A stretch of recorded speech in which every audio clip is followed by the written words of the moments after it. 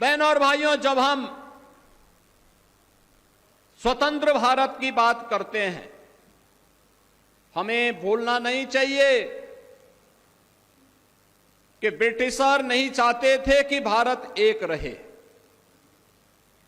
और यही कारण था कि उन्होंने भारत के खिलाफ भारत को अनेक प्रकार से बांटने की साजिश की थी।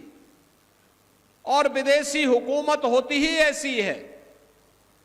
गुलामी की दास्ता होती ही ऐसी है। वे आपको कमजोर करेंगे, आपको बांटने का काम करेंगे, आपकी एकता को छिन्न भिन्न करने का काम करेंगे, भाई को भाई से लड़ाने का काम करेंगे।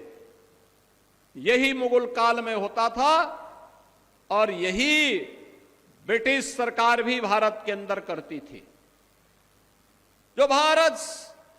लाखों हजारों वर्षों से एक रहा हो, अखंड रहा हो, लगातार ब्रिटिश कालखंड में उसके एक एक टुकड़े उससे अलग होते गए,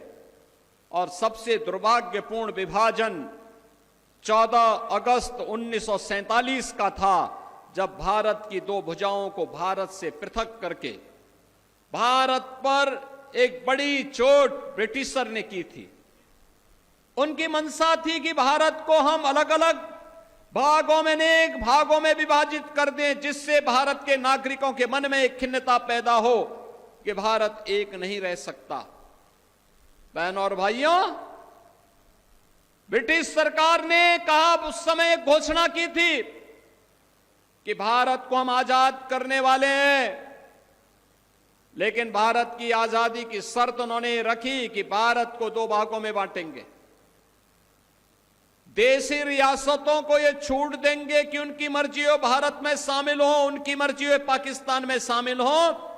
या उनकी मर्जी वे अपने स्वतंत्र अस्तित्व को भी बनाए रख सकते हैं।